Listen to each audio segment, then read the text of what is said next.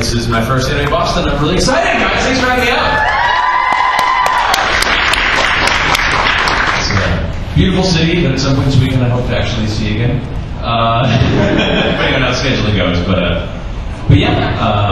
My name, some of you may know. If you wanted to know what the panel is, then I'll try and do an overview for you. My name is Matt Mercer. I'm a Los Angeles-based actor and voice actor. Started doing small things here and there back in the early 2000s, and then began to really pursue voiceover full-time about 7 years ago. And so far, so good. See how long that lasts. You never know. Never know this time. So far, so good. Current voices that might be familiar to some of you, Leon S. Kennedy from Resident Evil 6 and Nation. It's a fun one. Let's see. Alvin from Tales of Exilia. Folks in the audience. Any Fate Zero fans out there? There we go. Kitty Sugamiya, Fate Zero. It's a fun one. I shouldn't say it's a fun one, but he's not really a fun character. It's a very dark character. But it's fun being a dark character. And also played along from Street Fighter 4, everyone's favorite Bruce Lee clone, Wayne's losing, Tigra from Thundercats. That's a live one, yeah? I know, me too. Who's the paycheck? That was a good show. Growing up a Thundercats fan, being able to work on that show and work with the people involved, especially getting to record with Larry Kenny, the original voice of Lion, was like a full circle of my childhood, so that was really cool.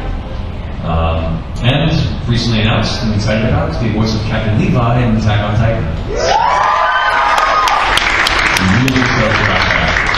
I haven't had a lot of time to watch a lot of anime recently, but that was one of those shows where friends of mine who weren't even anime fans started coming out of the woodwork going, "Have you seen this show?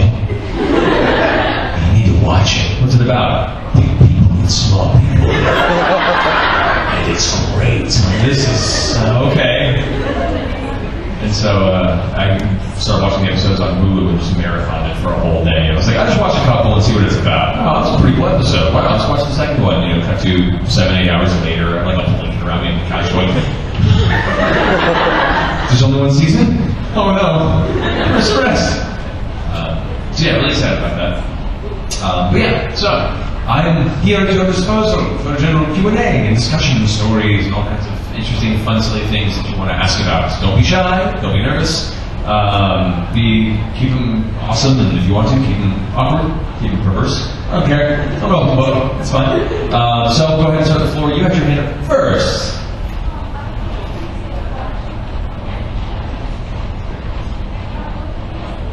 Almost. Good try. Good try. Got this. Chrome's confession speech from Fire Emblem? I don't memorize, but it's only presenting with the actual text. Look up real fast on the interwebs. I will look this up because why not? All of you will sit here and watch me Google. The power.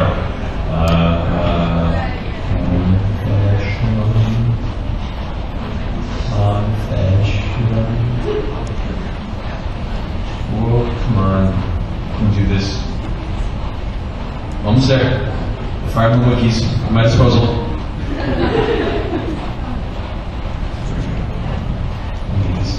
need this. I'm so sorry you guys having to sit through this. Oh, well, sure, I'm doing this a lot longer than I have. I did. It's one of those things where he's so busy and in so many new projects now, which is great for him, but it's also great for me because he's too busy to do a lot of other things, and they just call me in as a terrific replacement. So I'm okay with that. Yeah, we just, I don't know if you guys saw, they announced a bunch of new upcoming Persona 4 stuff. Yes. Really excited about that. They haven't announced anything yet, you heard nothing. What was it? Okay, this is a really extensive wiki. I should have assumed. But quotes, okay, that's not. Those are just regular quotes, as normal, flying normal. Wow, this is a thorough wiki. If any of you guys are involved with this wiki, you did a great job. You have all the information here. Now, level up, armory, barracks, greetings, Mary, confession. Here we go, I found it. You're the wind in my back, and the sword in my side. Together, my love, we shall build a peaceful world. Just you and me. There you go.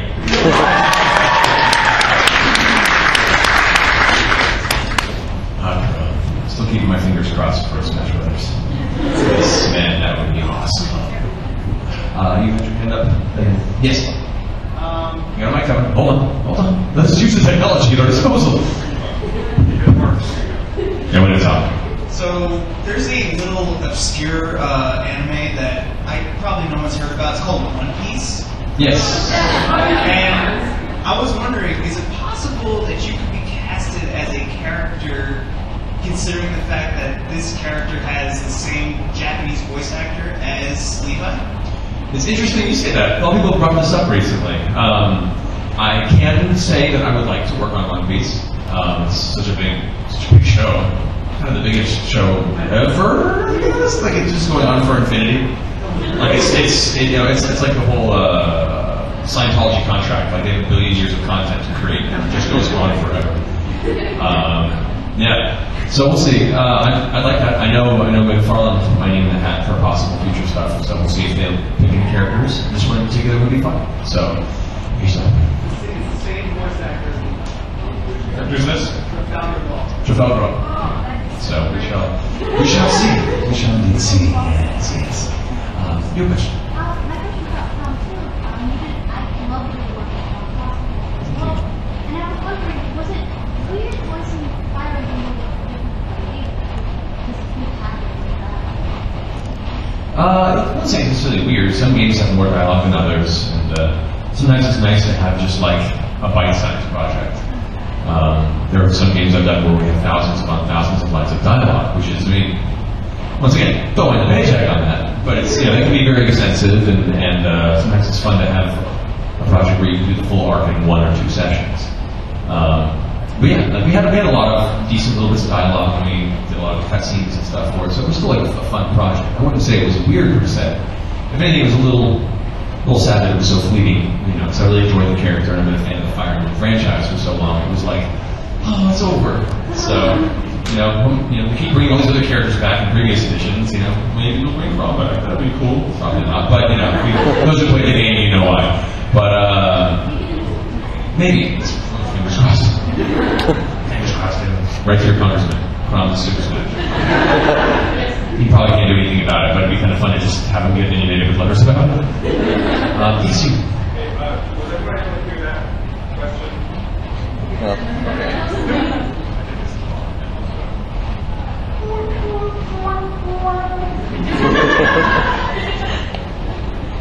You gotta talk into it.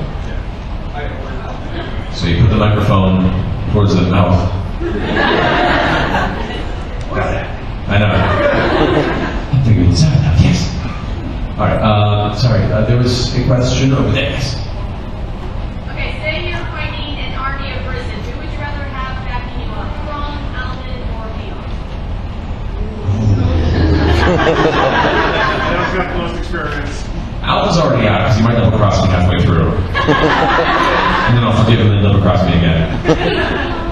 Yeah, exactly. Not quite the Dragoon though, so at least he comes with a power set. But he is a gun blade kind of. But I'd probably have to say, I'd say Leon, because I know if I end up in trouble, Leon will do whatever it takes, even stupidly so, to make sure I'm okay. And he's like, what are you doing? Why? He's already gone. He's like, I don't care, I have to go save him. So probably him. Plus, if there's any girls involved too, then I'll get them, because Leon never gets the girl. So I think it goes in my favor both ways. Yes, question to that.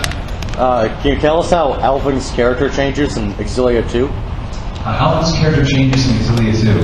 Well, I don't want to give you spoilers per se, but those who played through Exilia 1, he had a lot of interesting character shifts and loyalty shifts, and he has his own reasonable storyline as to why he makes the choices he does. In 2, he's much more content, if that makes any sense. Like, he still has his issues, especially as the story progresses, but in the first one, he seems very unsure of what he's really trying to go for in his life, and where his morality lies, and he's very self-serving. In Exilia 2, he seems to be a little more confident in himself and his friends, and kind of just wanting to work as a group for the better good than he was in the first one. It was a fun project. And I like his new outfit. It looks a lot more business professional. Exiliate too. Everyone kind of has this Final Fantasy VII Turks look now, and I'm kind of digging that. So,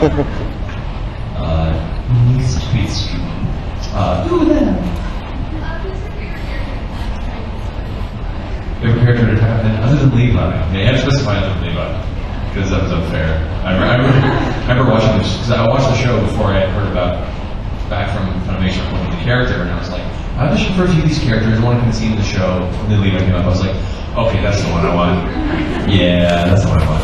Other than Levi, I really like Aaron, because he's just full of so much anger, fury, bloodlust, and titans. It's just, I don't know, I love any character that's like your protagonist, and he's confused by the world, and he's trying to do the best he can and honorable, and every now and then he'll switch into that crazy look and be like, I'm gonna kill them all! Like, that's just cool. So yeah, probably, who is there? You'll find out tomorrow. Spoil that? Are you kidding me? They've been building this up for weeks. All I can say is you're in very good hands. So the person they chose to be Aaron does a great job. And I remember actually when I auditioned for him as well, and when they sent out the sides, and I read the copy for the character, and as soon as I read it, I went, okay, now I know who's getting this. Like it was made for this person. So it's good stuff. So yeah, probably Aaron. If not, probably Misa. She's awesome. She's just that hardened, dark past as well, but is so loyal to Aaron. Will do whatever it takes to make sure he's safe. He's her guardian angel, essentially. I love that kind of duality. And she's better. Even just the whole episode, they're talking about all the different, students and their different strengths and weaknesses, and it gets to her, and the sergeant's just like, yeah, she's just good at everything. Like, just can't say anything else. Like, she's, yeah, alright, anyway, next guy. Let's move on. Next question. Who's on? Thank you. Okay, go ahead.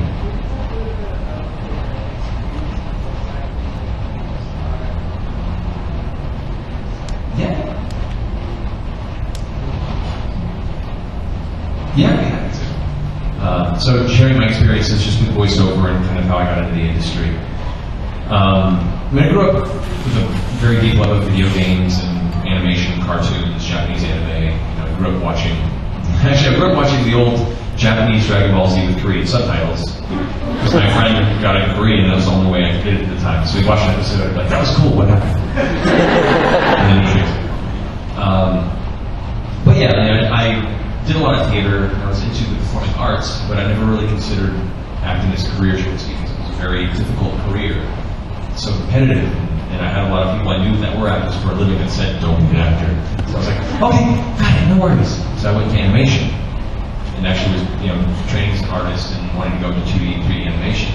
And at the very last minute decided I didn't have the temperament for it. I didn't have the patience and I didn't have the, what's the word I'm looking for? Discipline to do that. So I changed my shift and worked the day job for 8 years as a game tester for a video game company. Which everyone's like, yeah, you take videos for a living. Yes, it's not what you think. when you're making just above minimum wage, playing the same game for 8 or 12 hours a day for possibly a year or more every day. Especially with games like Land Before Time, Great Valley Racing Adventure.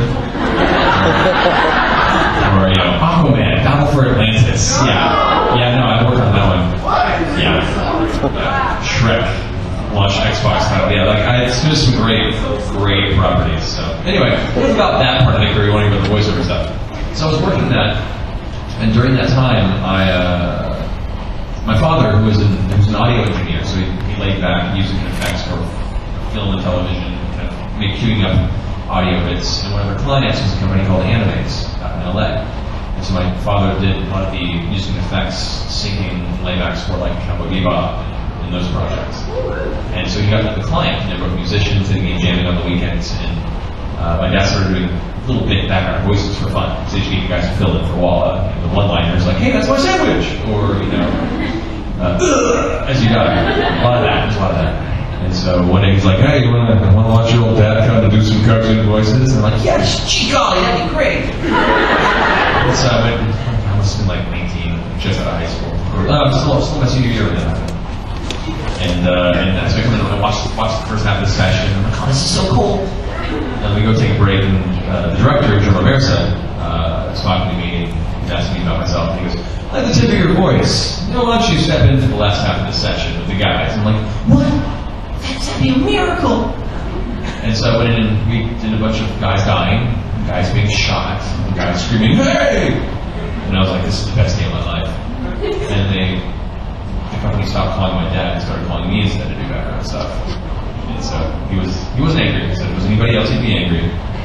But that was kind of my first taste. And while that didn't really like blow up or anything, it was just enough for me to feel like maybe there is something to this. Maybe I could give it a shot.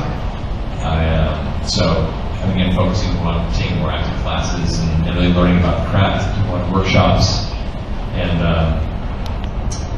throughout the years, getting little bit parts in games, small animated projects here and there, and building a resume and networking base. And about 7 or so years ago, decided to go ahead and take a shot at it, which meant quitting at the time my very nice job at Infinity Ward, working on Call of Duty Modern Warfare. It's pretty nice cash. I worked my way up through the ranks over the years. I wasn't always a game tester, just for most of it. And then quit my job, saving enough money to go ahead and try and shoot for the very stable lifestyle of an actor living in Los Angeles. So a lot of creative evenings flavoring ramen. A lot of how I'm going to get my meal next week. But I just, pushed at it really hard, worked at it really hard, and trying to meet the right people and prove myself. And then that builds on itself, and the more it gets to work. And finally managed to get an audition. A friend of mine worked at a game company, he was an artist there, who I met earlier. And he's like, I have an audition at this company for a video game. You want to tell me to put you on the list? Yeah, sure, that'd be great.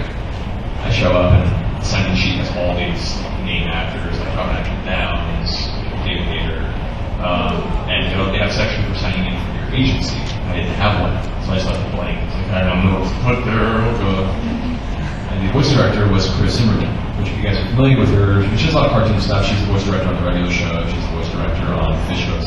But she's probably best well known as the voice director for the whole Metal Gear Solid series. And as soon as I saw her and knew who she was, I was like, went in and read for a couple characters, and she seemed really impressed. She was like, how have I never actually been read before? I'm like, well, I'm just kind of getting involved. She's like, well, who's your agent? I don't see anything on your agent list. I don't know. I don't have one. She goes, well, we're going to have to change that. And so she recommended me to my current agency, Lady of Talent, Sandy Shar, and that was where things kind of took off from there. So there's a lot of preparation, many years of hard, difficult preparation to be available for that one opportunity. You have to be where the work is, be where the opportunity was, and be ready and trained enough to seize it when it's there. And so it was, a lot of hard work and a little bit of luck. But that's kind of my journey getting there. I hope that answers the question somewhat. No worries. I guess questions. He's one of the guys. You have your hand a while back. Yes. You go. What's your next? Yes. Get you. And then we're ready. You're ready.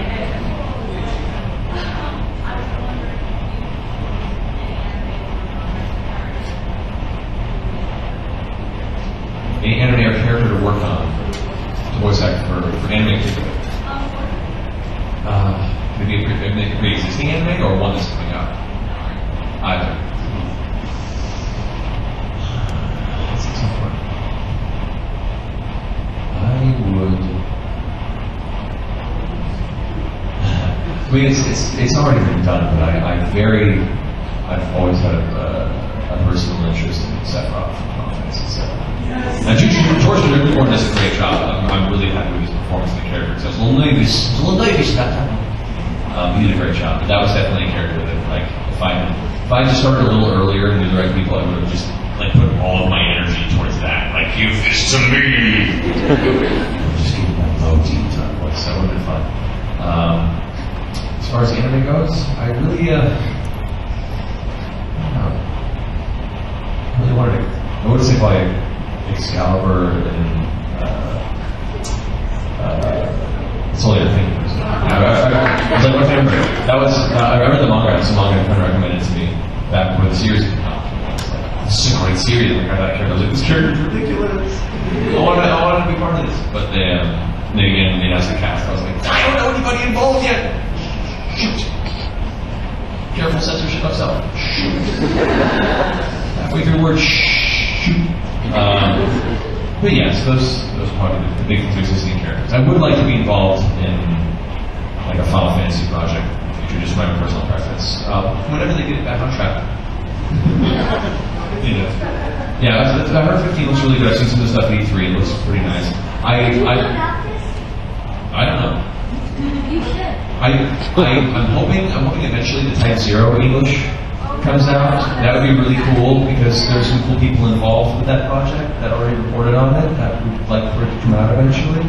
I don't know who that would be, but yeah, okay. That's weird. So yeah, I think a Final Fantasy project would be fun just because I love that series so much.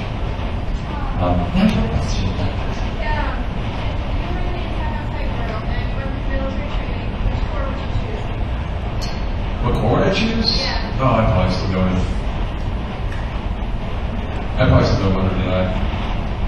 For me, it's the Scouts, the insurgency, like whatever you want to go with that one, translation-wise. Scouts are survey. The way the whole society is presented as being so closed off and so kind of internally stagnant, as just a general adventure seeker, I would want and need to know what's outside. You know, even given the danger and such, I don't know what trade-off would be. Like, yeah, there's ever-present possibility of death, but at the same time, I get to try and seek out the mysteries of the world around us and try to figure out what these titans are and why they're there. So, yeah, I mean, I perfectly know I'm the guy who dies in the first hour of the zombie apocalypse. Like, there's no way I'm going to survive far into it. You know, everyone's like, you know, we're surrounded by zombies. There's a bunch of survivors over there. They got guns. I'm like, I'll go talk to them. I bet we can work on a team. Snipe in the head. I'm done. So, that's it. Probably that way. Question. How does it make you have a good role on the Resident Evil? The other factors like Leon, Harry Potter, or the sixth Resident Evil game, and the movie CGI? It was Paul Mercer, who did Leon in Resident Evil 4 Generation, is actually a friend of mine. He's a really, really great actor. I'm not sure what the reasons Capcom wanted to change it up. I figured they we changed it from the first one. Let's just change it every number. You know, I don't know. I hope it's not the case. I really like being Leon. So I mean, it's always difficult to step into the shoes of an existing character that has such a large fan base, especially when they've already established an actor for that part. So it was very daunting at first. I was really excited. I was like, yeah! Oh. Immediate burden on my shoulders suddenly. So I mean, I loved Leon beforehand. I loved Paul's performance. I guess both Pauls, I should say. And me and Paul Mercer have a close enough last name that it works out well. So I studied and researched a lot of his previous performances and tried to base a lot of my character off of his already established Leon, so it would be less of a transitional issue, but still also consider the changes that have happened in Leon's life since then. He was a much darker, much more browbeaten Leon than he was before. He's a little more cocksure and ready to take on the world, and he's a little more like, oh, okay, the world took me on. And I was glad that in Damnation I got to show that transition more. So I was looking forward to playing a little more of the Paul Mercer version of Leon, where he's a little more quippy and a little more sure of himself. And Damnation allowed me to start there and then move into the darker, more grumpy Leon in 6. So, but yeah, so it was a lot of fun. It was a little daunting, much like Levi, a little daunting. I didn't realize how big the fan base was.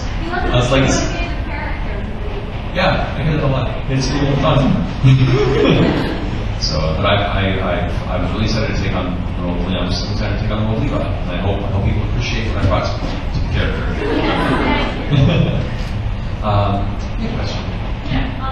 Do you have any lines from any projects that you remembered really well that just kind of stuck with you? Yeah, I have lines from many projects that stuck with me. Most times because they became a meme afterward when the game or project released.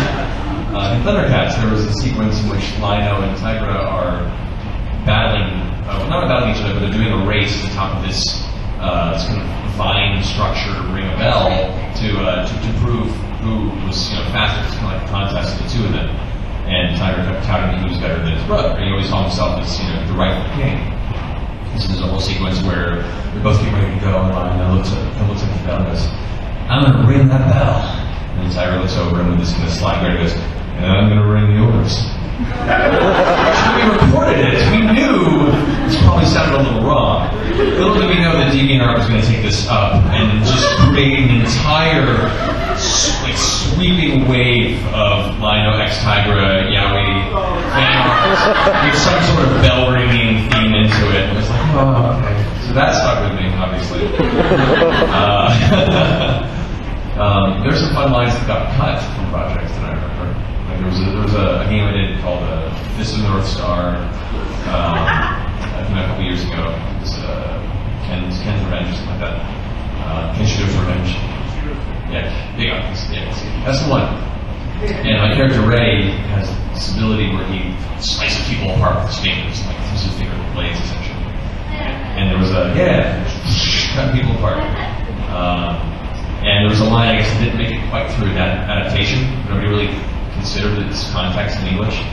And I read the line cold, so it's a description, just reading through without having much of a chance in advance to read it.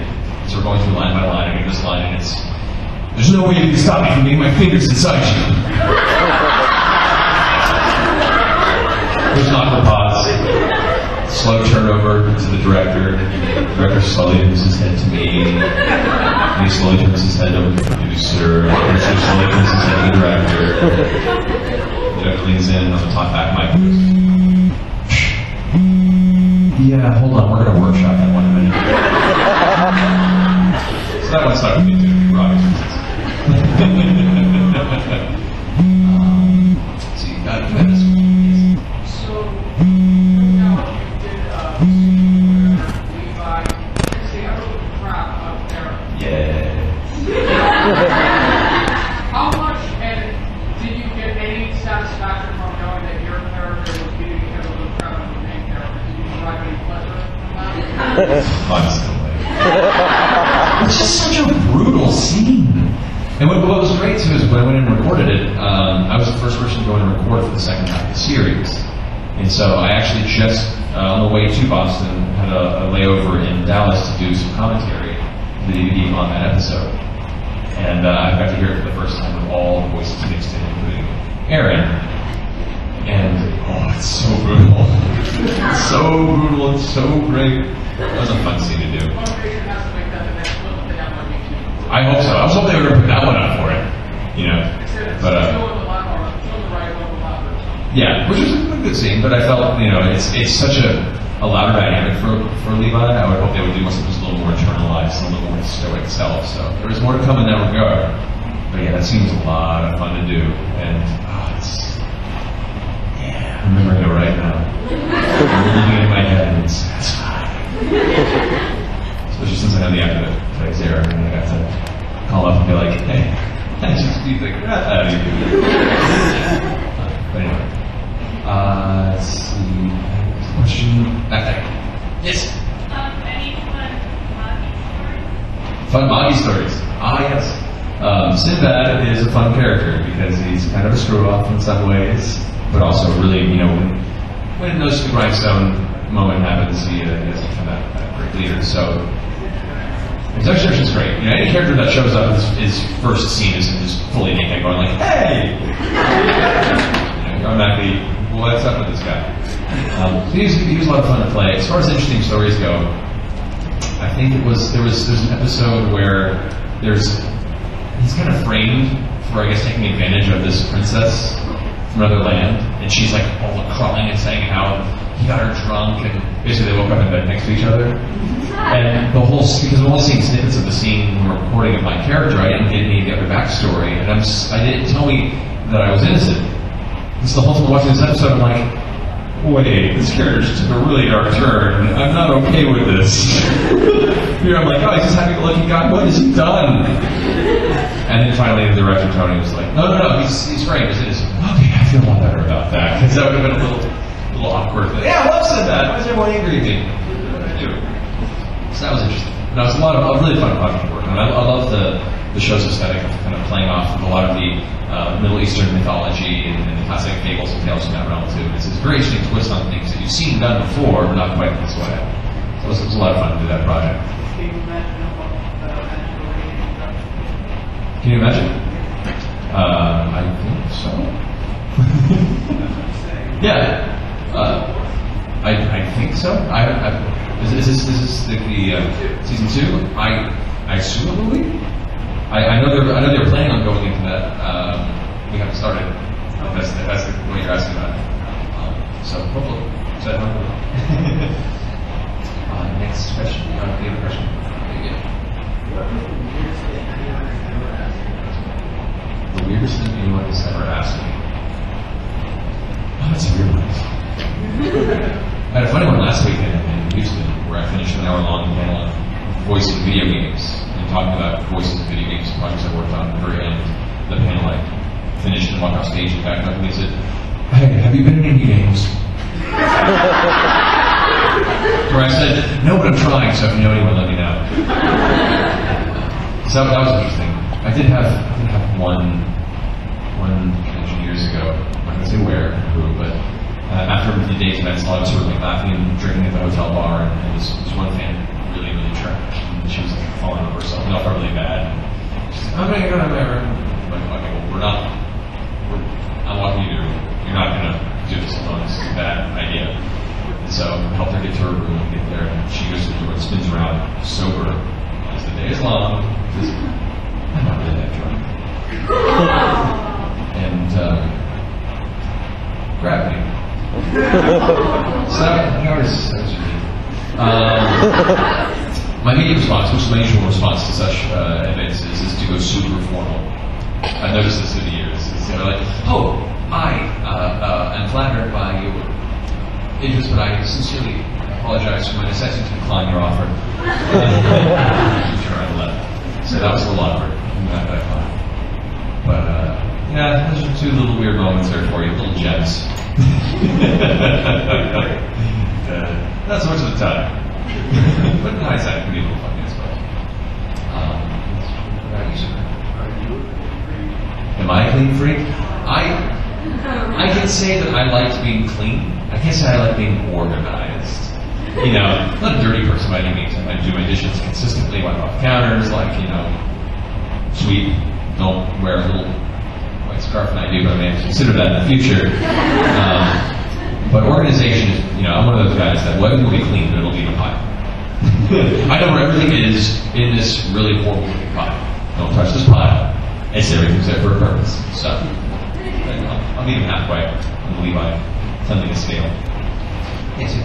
What was the greatest difficulty you've ever had with your actor? The greatest difficulty I've ever had with voice acting. It's an interesting story, actually.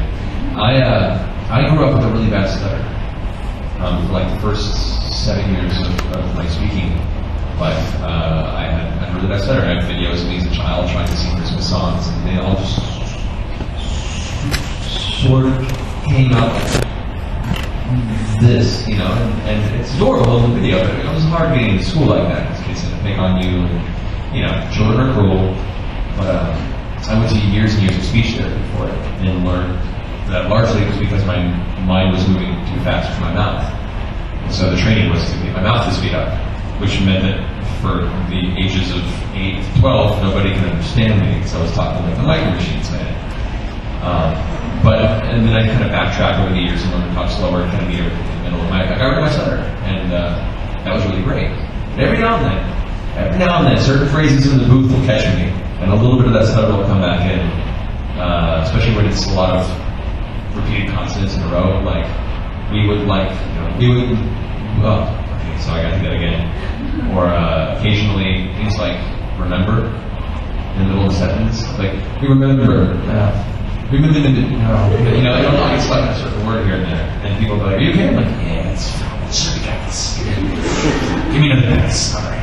So that is a personal difficulty. It doesn't happen too often, but every now and then. And then if it gets really bad, I'm like, can we rewrite the phrase and not have the word remember? Like, I recall. Recall's good. I don't recall. Let's do this. So, But yeah, so that's probably the only real difficulty I come across. Other than a lot of games these days have you scream for hours. Lots of screaming. I've done multiple Call of Duty games, and actually just finished a project a week ago that was the hardest session I've ever had, where it was 4 hours. I walked in, the director was like, all right, so the script is terrible, we'll do the best we can, we have 1,300 lines to do in 4 hours, most of it's screaming, go. I'm sorry, what? And we did, it was just all this combat yelling with a bit of a southern twang to it, so it was like later difficulty on that point, and we're doing, a lot of these games use a scale of intensity from like 1 to 5. The line started at 2, half an hour in we jumped to 3. By the end of the first hour we were at 4, and the last 2 hours started at 5, and then moved into 6. I was like, there's a 6? There's never a 6, it stops at 5, why is there a 6? It's like, there's a 6, go! Those are all, of course, 10 variations of dying while on fire, 10 variations of dying while electrocuted, 10 variations of falling and dying from a small height, from a medium height, from a tall height, falling and dying while on fire, and electrocuted, just every possible variation. By the end of the session, driving home going, okay, it's I don't have to record tomorrow. Wait, I do. So that's also very difficult. But, people say voice acting isn't hard. Come sit in on one of these sessions and see us profusely sweating through a migraine to get it done. It's a whole different world of pain. Next question. Let's see. No, that's the question yet.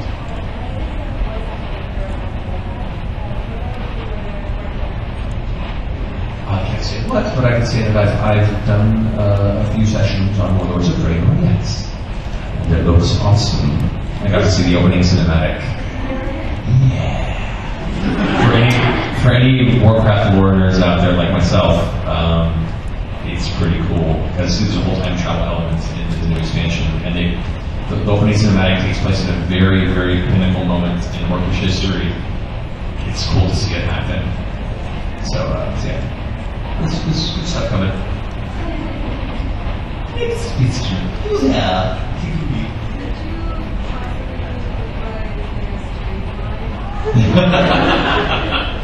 I will say, in the translation we recorded, it doesn't say that.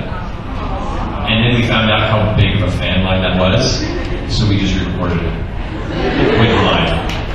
So Big SPs does stay in the final one. But yes, I think the lines we have right now is some of the lines of, I'm trying to remember how I started saying. I think look what I'm getting at. Look at all these big ass trees. But you throw on horseback, which is hilarious because in the Japanese scene, everyone else is yelling and Levi on horseback, shouting through all the chaos is still going down here, really quiet. So we had to elevate it a little bit more from the Japanese. Which didn't make any sense. Nobody would hear him. Everyone would be like, God, Levi guy's so quiet. It's like, no, he's talking, just nobody can hear him.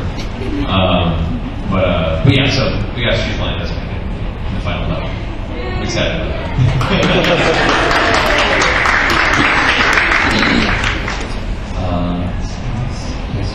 You sort of back. You have a massive one. Yes. What are your thoughts on the voice of Gia Chong in That's the Word Name? The voice of Gia Chong, That's the Warrior's Name. He was a fun character. He was slain. I've heard Eric Red for Oh, cool. Yeah. Yes. It was fun. For those who are familiar, Gia Chong is the character they introduced in the new Dynasty Warriors game. And he's this kind of, for lack of a better term, a political assistant to one of the main political armies in the series. And so he's this dark, high-collar, kind of pale, pasty skin. Why does anybody trust this guy with the way he looks type persona? Everyone around him's like, yes, we're going to go ahead, for honor and glory. And he's like, yes, for honor and glory. And everyone trusts him. Yeah, he was a fun character. Just, dark, not quite sinister, because you don't know if he's necessarily a bad guy. You just know that something's off with him. So it was a lot of fun. Really enjoyed that one. His boss is kind of like there, so if you want to... Exactly. Well, it's not the boss of most projects anyway, so... Yeah. Maybe they follow that. That was awesome. Yes, question? So you're with Kanji and so forth, right? Yeah, it's like that. So how many times do people ask you something along the lines of, can you say the like group line? I've had that a couple times, a couple Kanji requests, which is fun. Can I request you say Like, you say I like dudes? I like shooting, so what? Just stop asking me about it, alright? Yeah, no worries, that was fun.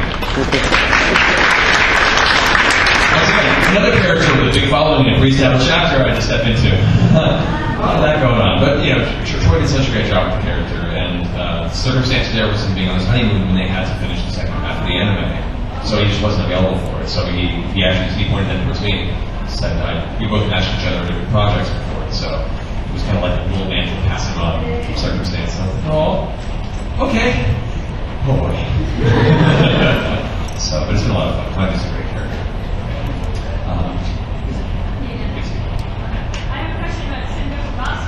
Yes. You played KJ in the game, but then Funimation got the basically different Correct. experience for you. Who's that? Yeah. Yeah. I love your Thank you. I just he was a great character. It's just that, like, especially in a game where everyone's so like hardcore and intensely battle focused. I mean, a character that's just so remotely positive in the realm of love and glory and battle for the hearts of those that are strong enough. It was a fun bit. So when I heard they were doing the anime, the director for that project, Allison, told me, I was like, yes! Like, Funimation's doing it. I'm like, cool, I haven't worked with them yet. They're not picking me up for the show. No! but I remember who was it? It was Eric Vale. He did a great job. And he's a great actor. So, but this end of the character wasn't doing that. So it wasn't too sad. You had your hand up. Yeah. Oh, you then were with the other guy. So whenever my friends and I we were playing Tales of Exilia, every time we have Alvin, he has to go and do the chipmunks. Alvin! Okay? Alvin's voice, can you tell him to shut up, please? I'm going to say this as nice as I can. Stop it with the chipmunk thing. Thank you. Every time a little part of my soul gets tossed into the abyss and lost forever. No, let's just say my guys love it.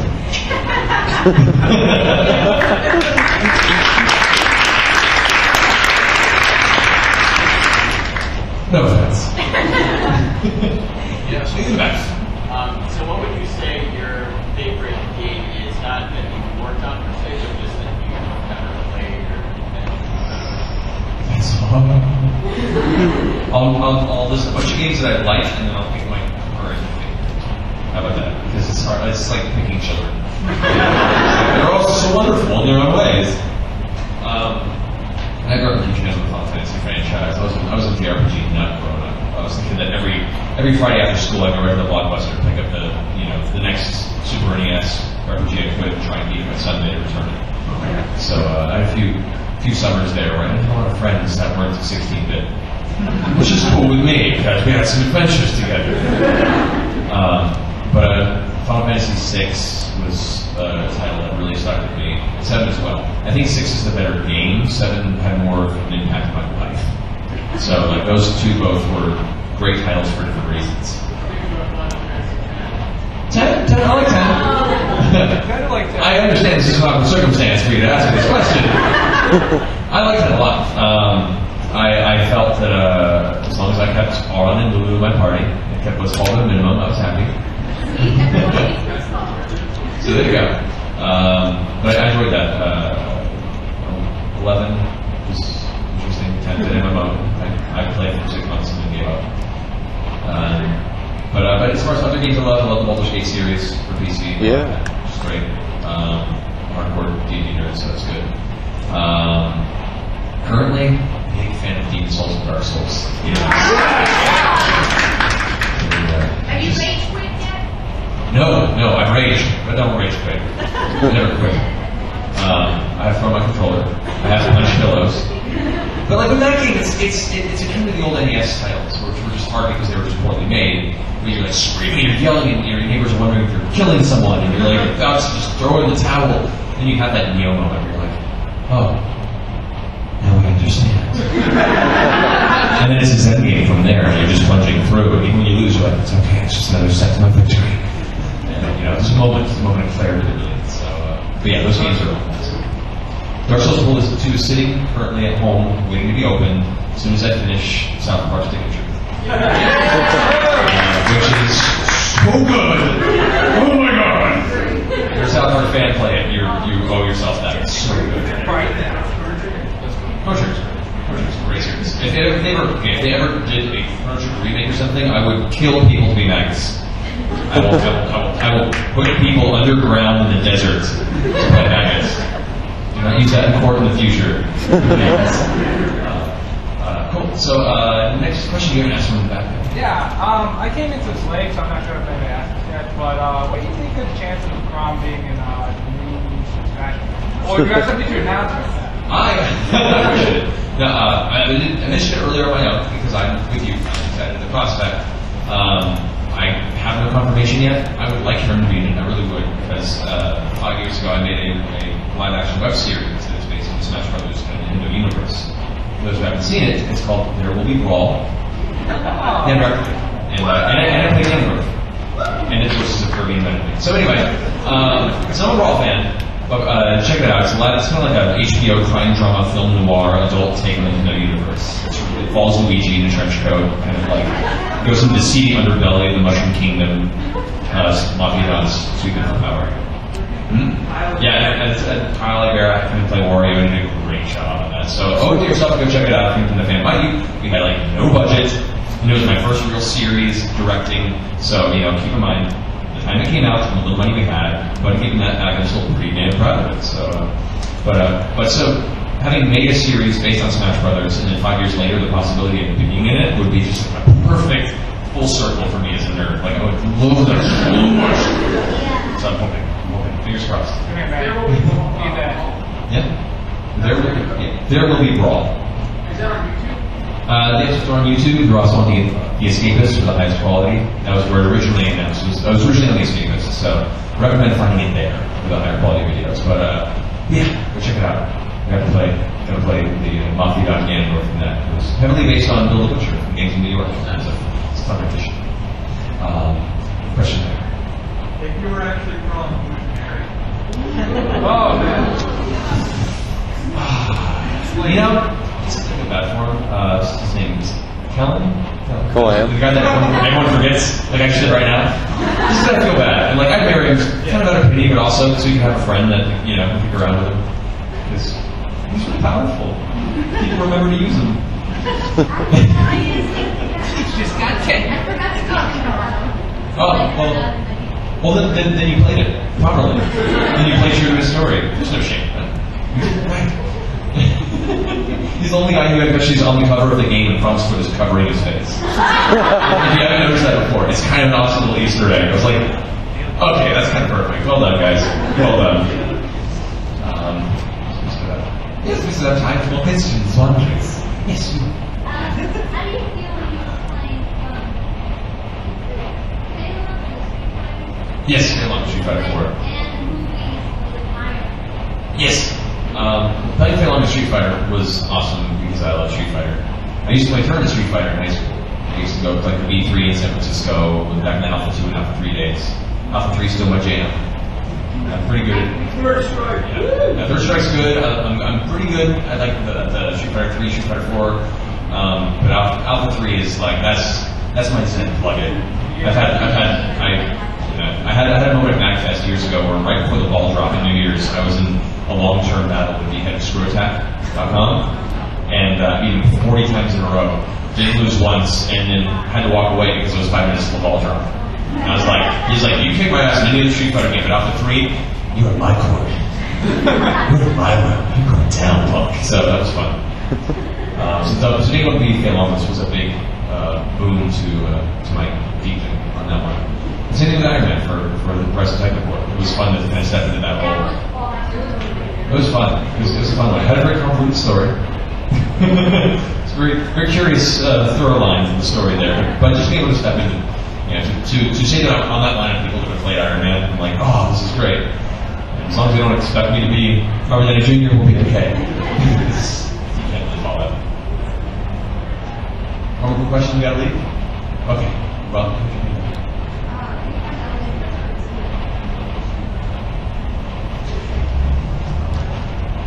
I find there is the largest bulk of work is in Los Angeles. New York and Dallas, and are also good places.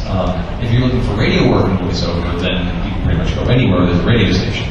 In turn, work your way from there. But for animation and video games, Los Angeles is kind of the nexus right now.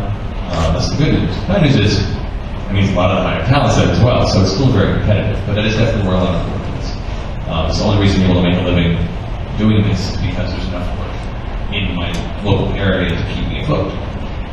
If I was living in New York, with the cost of living there, and I don't do a lot of commercial work. I don't book commercials very well. A lot of commercials these days, it's not so much the announcer commercial. It's more like the guy who's bored with a beer saying, it's like, this weekend at Home Depot, ladders are half off. Home Depot will help you build things. I'm just not very good at that, as far as competitively. So animation is my bread and butter. Video games is my bread and butter. Los Angeles has been kind of in that regard. So I would say that's kind of the nexus for now. What was it, one thing? Oh, well then. I would stop now. Guys, thank you so much for coming. I hope.